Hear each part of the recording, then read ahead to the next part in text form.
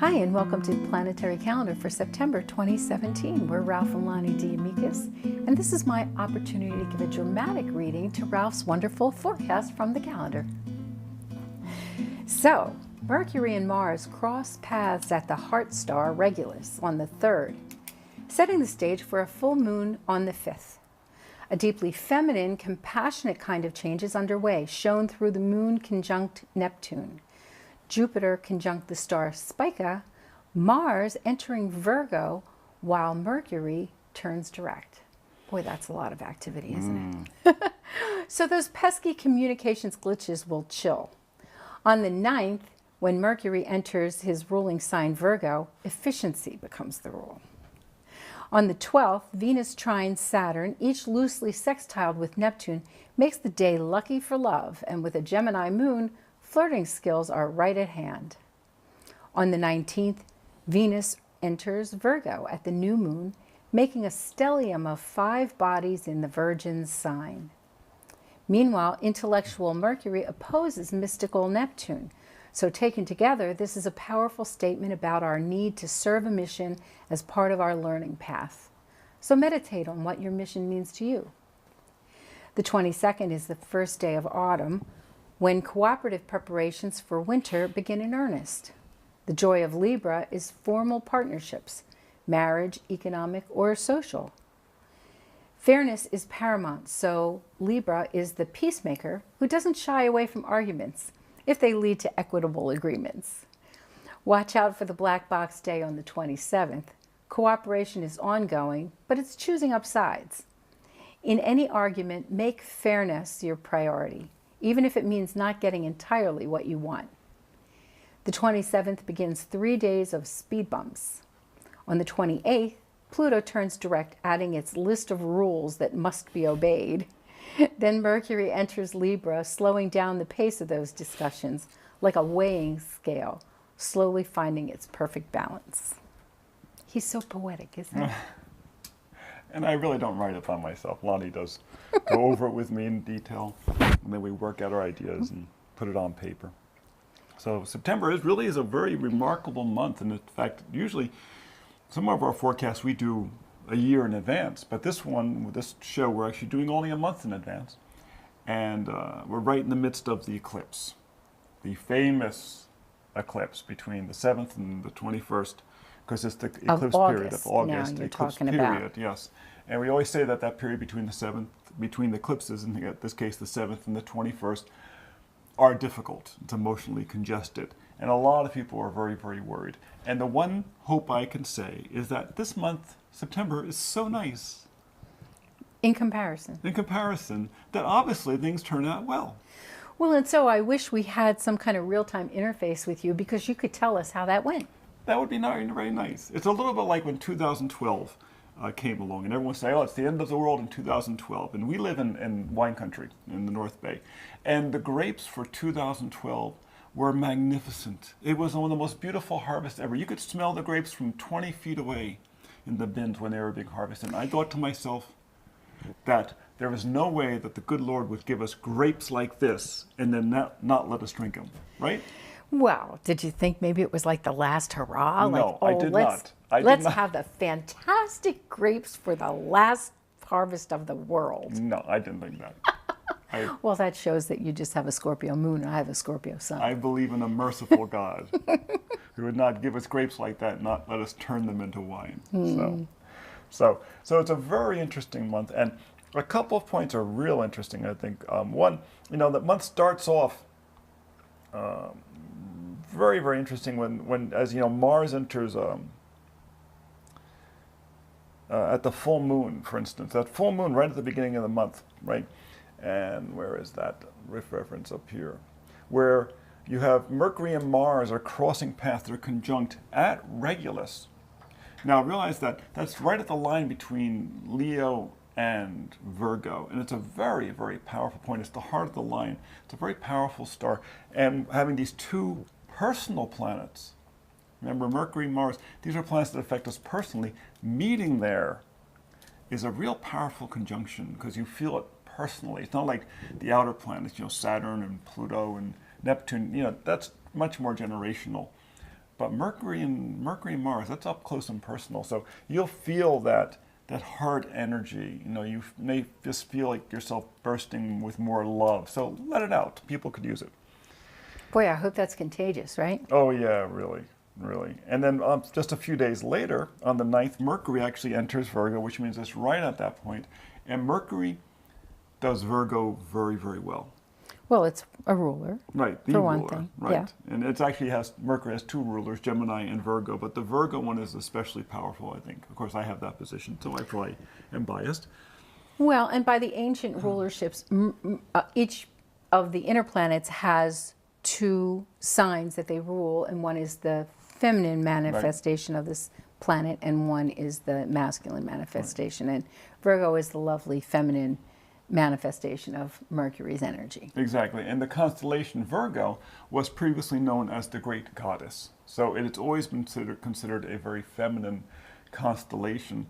And it's also the largest constellation. And by feminine and masculine, we don't necessarily mean male, female. We mean more like dynamic and receptive is the way we like to describe it. So, you know, the feminine energy is mostly considered inward looking, where the masculine energy or the dynamic energy is outward moving. Exactly. So once things, after the 9th, you'll find that projects tend to move along a little bit better when Mercury goes into Virgo. All the details will tend to be easier to take care of. It's just how it works. Now, it's also because now you have Mercury in rulership with the Sun in Virgo, so you're having a lot of Virgo energy. And Virgo is, you know, it's the worker bee of the zodiac. Now, on the 10th is that great national holiday, Grandparents' Day. They made that holiday for us. Exactly. But it's also the Sun trine the Moon. And this is the Sun trine the Moon following the full moon. And these are normally the day in which you get to coast because all the wind is at your back. In other words, the Sun trine the Moon means that those two energies, the spiritual energy and the emotional energy, are running in harmony. And it's after the full moon, so there's a lot of energy there. A lot of energy and all the gunk has been cleared out of the way, and you can really move projects along very, very well. Now that's on the Sunday, and so if you're going to have a big family dinner, this would be the time to have it because people all play nice, I think. And then you have the Sun parallel Mercury, which means great communications. And this is a good time to kind of mention that, you know, the aspects on the calendar, they look like they're there for that one day, but of course they take a little while, period of time, day before, day after, yeah. You know, to move. With the personal planets, it's kind of like the day before, the day after, maybe a little bit longer. You know, with the outer planets, you know, these aspects could be in effect for a longer period of time. Yeah, and that's especially true on the little thing you mentioned on the 12th, which is the great day for flirting, because love is in the air. There's just a bunch of aspects, and that actually, I think, covers the entire transit from the 11th at noontime on the West Coast, when the moon moves into Gemini, the sign of, you know, flirting, and it continues all the way until the 13th, or Wednesday afternoon, when the moon moves into Cancer. But there's just a bunch of aspects here that just really, it's just romantic and fun and you know, flirty. You need aspects for romantic? You, the most romantic person I've ever met? No, not at all, actually. So, but you can always use a little help, right? There you go. And then as you get on to the 16th, there's a nice white circle day. That's another Saturday. It's funny, so many of these things this year, the white circles in this month, are on Saturdays, and then you have this nice aspect between the Sun and the Moon on the 10th, which is a Sunday, which means great time for weekend stuff, you know. And Mercury and Mars are so highlighted this whole month, and you know, it's kind of nice. You know, Mercury rules short distance travel. Mars is energy, getting out there. So it's not a month that kind of like, you know, Venus, she can kind of, you know, hole up in the, you know, in the living room with her feet up or whatever. But Mercury and Mars gets her out in the world, you know, and socializing. So it's kind of a social month. Right. And you actually have an interesting thing here that Mercury and Mars were conjunct on the 3rd, because Mercury was just at the end of its retrograde, about to go direct on the 5th.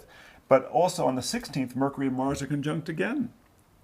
So you have this repetition of this It's a Mercury-Mars conjunctions, I think, are a lot of fun. It brings out the kid in us. It brings out our desire to play, to be active and aggressive and maybe go dance. Well, and what better time than after that Mercury retrograde? I mean, Yeah. at least the beginning of the month that clears away. Yeah. I know we're not out of the shadow exactly, but on the same day that Mars enters Virgo is the day that Mercury goes direct. So Right. there's a little bit of turbulence on the 5th when that happens. But after that, things start to lighten up and move more smoothly. Sorry, Right. and you've got the energy and the ideas to move ahead. So Exactly. So, and then from there, we're moving our way down towards that new moon on the 19th. That's the new moon in Virgo. And it's also the day when Venus enters Virgo. So Venus is sitting right at Regulus too. that's a whole lot of Virgo there. And it's a major stellium in Virgo. And the thing you should understand about Virgo is that this is the patron sign of Washington, D.C. That when they laid out Washington, D.C., it was laid out in a triangle to mimic the triangle that surrounds of stars that surround the constellation of Virgo. It's all that white marble and white granite and all these images of the Virgin throughout the city. It's a very powerful image. So we really there's a certain symbolism going on about the restoration of our original ideal. In fact, in the original Capitol building, there was actually a torch or a fire, like a Vestal Virgin fire, that sat in the middle of the dome. It was tender like the Vestal Virgin fires, and there was a fire tender. And they eventually, because it kept being ashed up on the dome, it was getting dirty all the time, they finally closed it up. But the marks for where the rail was are still there. Well, and I call times when we have a lot of, especially personal planets in Virgo, I call them get her done times. Yes. Because, now you've got the energy to dot the I's, cross the T's, make sure everything is in place and just get it done. Right.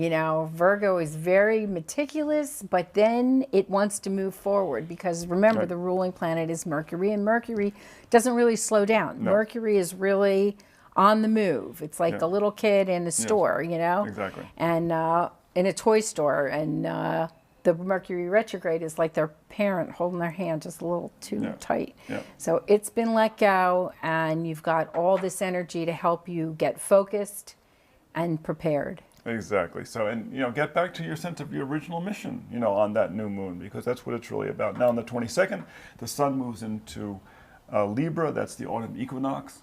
It's a stable time.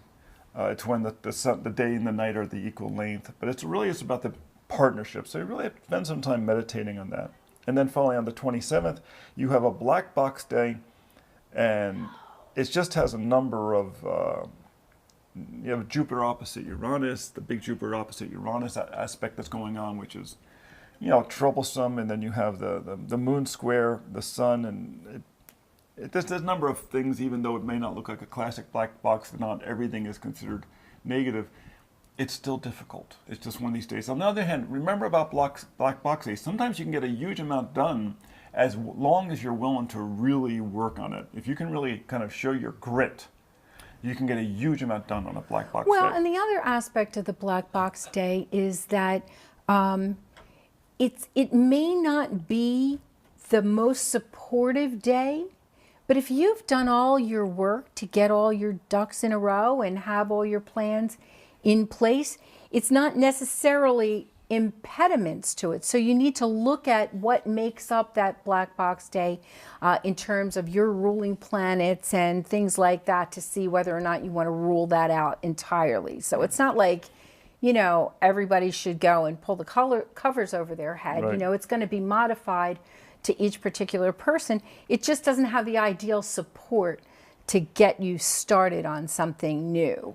Right, and in the same way that the month kind of starts off with the 3rd, 4th, and 5th having a bunch of little bumps and things like that, the month actually ends the same way, starting at the 27th, 28th, 29th, and then arriving at the 30th, where you have a black box day, then you have Pluto go direct, and you have Mercury change signs, go into Libra, and so there's a bunch of little speed bumps along there, but you arrive at the 30th, which is a white circle day, moon trine sun and following the new moon. A lot of planets, a very nice aspect to the moon in Aquarius, a very, very social day, a fun day. So take advantage of it. And that's pretty much September. Enjoy. See you again next time. Hi, we're Ralph and Lonnie D'Amicis with another astrological minute. Of course, it might take 15 minutes. But you have the time, yes? And today we're going to talk about compatibility. You know, what do you look for in a chart to figure out whether or not you're compatible with another person, either for a relationship or a friendship or even issues that happen inside of a family? Business partners, even. Exactly. There's all kinds of reasons why you want to know whether you sync up with someone else's chart. In fact, there's a whole area of astrology called mundane astrology, and a very small part of that is used by companies to make sure that new people they bring on board, especially in higher positions, are going to work compatibly with other significant people on their boards or on their higher echelon managers. So Right. It's very important to know not just whether or not people are going to get along together, but how they can get along together. Even just looking at charts that maybe don't look like they should have a good relationship with each other, there's always some way that we can find a point of commonality or instruction so that they can be more informed about different ways that people hear things and receive things or send things, and they can create a dynamic where they can get along together. Exactly. And sometimes they'll look at the chart of the company and then see how well does the person's chart fit with the chart of the company. For instance, Google was started in Virgo. And I always wonder if there's like a higher proportion of Virgos that work there. It wouldn't surprise me. I would love to do a research study. Yeah. Google, if you're listening, give us a Yes. call. Yes. I bet it'd be very interesting. We did a great research study on the charts of artists, and we got a lot of birth data. How much? Couple hundred, several hundred. Primarily sculptors. Well, the interesting part about it was by looking at the chart, we could tell what medium they worked in. Yes. That was one of the really interesting parts about that. So, you know, you see a person's compatibility with a form of art, but you also see how they work together with each other. And so we printed this chart, is a chart where we put one person's chart inside another chart.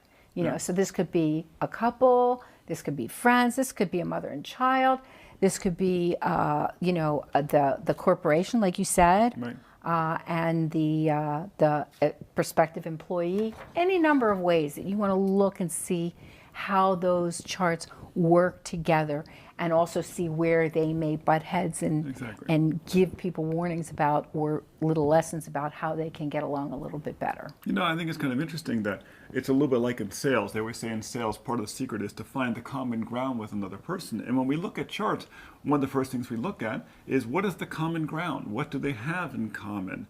And then the other thing we look at is are they polarities?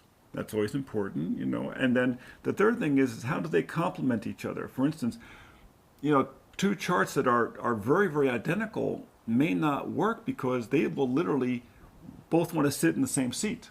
They'll both want to fulfill the same role instead of maybe complementing each other. Exactly. So, you know, that opposites attract kind of a thing, you know, that may be that the opposites contribute different parts of the equation to something. Squares can be a little bit tricky, but even those we can figure out ways and tools to get them to get along a little bit better. And if you want to just Reader's Digest kind of version, you know, the general sun sign knowledge tells you that earth signs get along with water signs because, you know, you water the earth and plants grow, right? And that fire needs air because if you starve the air out of a fire, the fire goes out. So those are kind of natural elemental things. But what are you looking at? You're looking at the sun, you're looking at the moon, you're looking at, you know, any of the other inner planets or things like that. So it takes a little bit of juggling, you know. The classic one they always say, if you look at classic astrology, they say, well, for instance, Aries gets along with Leo and Sagittarius. Why? Because these are the other fire signs. And then they get along with the air signs, which are the signs in between. And what these actually describe is they describe a geometric relationship. Either 120 degrees, a triangle, or 60 degrees, which is, every other sign.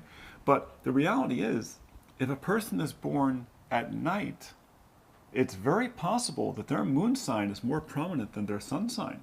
And many times when people say, I really don't feel or seem like my sun sign a lot, and we'll say, well, when were you born? Well, I was born at midnight.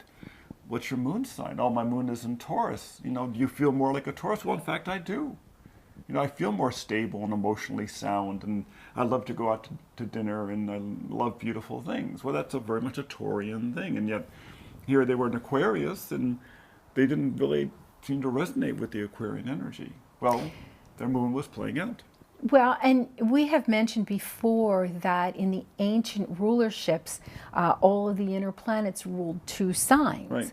Well, the sun and the moon are no different, because they are said to be not just the sun rules Leo and the moon rules Cancer, but both of the lights, as the sun and moon are referred to, are co-rulers of both of those signs, Leo and Cancer. And so you can see that if the sun was above the horizon when you were born, then obviously that is the stronger or more prominent light in your chart. But if it was below the horizon in the houses, the 1st through the 6th, then the moon, wherever that was, above or below the horizon, is the ruler of the nighttime. So, but especially if the sun is below the horizon, the moon is in the sky above, the moon becomes tremendously powerful. For instance, FDR, Franklin Delano Roosevelt, was an Aquarian, but his moon was in Cancer, highly elevated in his chart, which is Cancer does what? It feeds people. What was his most famous line? A chicken in every pot. He was the nurturing president, and that really much played out through his life. His mother was very important, as was his wife. The females in his life are the moon. well, and talking about this sun-moon relationship, if you get sun-moon between a romantic couple together, it means that the one who has the sun in the same sign as the other's moon, the one with the sun is going to have their sense of self match up with the emotional nature of the other person, and the other way or the other way around. So it gives kind of a intuitive, easy kind of understanding and an emotional connection in couples. So for instance, if you were born with the sun in Sagittarius, you're going to find yourself attracted to people as a mate with people with the moon in Sagittarius, because that person emotionally reflects who you are. Where you tend to be strong and stable, they tend to resonate at the same energy, but in a more flexible way. They tend to be able to rotate around it and adjust, and sometimes maybe express who you are more easily and more comfortably than you can yourself. And since the sun is very much your sense of identity, your sense of self, the way you present in the world, the way you are seen, in a business relationship, it can be beneficial to have people with the same sun sign, or to have sun signs that are in these trines or sextile relationship, because it makes you all on the same page, kind of a thing. Of course, you're going to contribute other aspects, the emotional aspects that the moon contribute, and the creative aspects that the Venus contributes, and the dynamism that the Mars, and the ideas from the Mercury. They're all going to give you a little bit of variety, unless you're identical twins and you've got the same configuration. So, and even that isn't written in stone. We just heard about identical twins who were born more than an hour apart and had different houses and were born in different signs, and, anything can happen. Yes, exactly. And now, we can't talk about compatibility without talking about Venus and Mars. That's right. Venus has a lot to do with how we socialize. So when you're in relationships, how you socialize with other people becomes very, very important. So having a nice aspect, sextile or a trine between the Venuses is very important. But one of the real place where the sparks fly is when you have Venus in the same sign as the other person's Mars, and vice versa. Why? Because this means there's a natural physical attraction, I often describe it by saying that Venus is the way we receive love, also beauty and understanding and all those kinds of things, but it's a receiving energy, and Mars is a sending energy. So Mars is the way we send out our loving nature if we're talking about love. And so it can be very different. You want to receive love in a certain way that is indicated by your Venus, both by sign and by house. And then, but you show love in a different way. That's your Mars and where that sign is. And so we look at, number one, how you send and receive for yourself, but then how that interacts with the other person's Mars, Venus as well, in terms of how they like to receive this loving energy and how they send it out themselves. And those are other compatibility indicators that we like to look at. In fact, that Venus and Mars relationship, I think, oftentimes shows up most obviously when people first meet. When you get that kind of instant attraction to another person, or a sexual attraction. That's Venus and Mars is definitely at work there. Now, communication is also very important. So you want to know where's Mercury. And for instance, the classic example is when one person's Mercury is in the same sign as the other person's Sun. It means there's a very, very easy communication between the two. But that usually has to happen they have to have been born within a relatively close period of time, a couple signs away.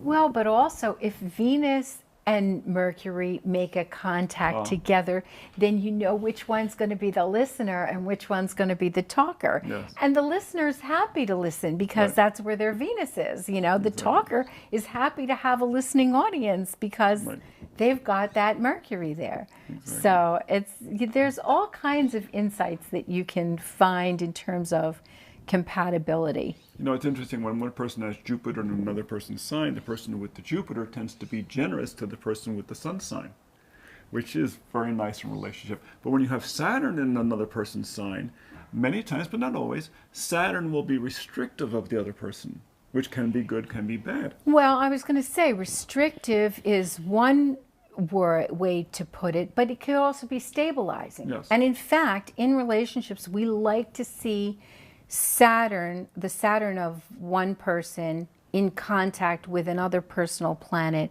of the other person and the other way around, because that's what adds stability to a relationship. Makes for long-term relationships. You could have people with really compatible Mercuries and they love chatting with each other, but they're not, if we don't find that Saturn connection, it may be a temporary thing. It may just blow over. But Saturn conjunct Mercury, or especially Saturn conjunct the other person's Venus, that shows a long-term relationship. But Saturn conjunct another person's Venus is also something you find in long-term friendships, because the one person offers wisdom to the other person in terms of their love life.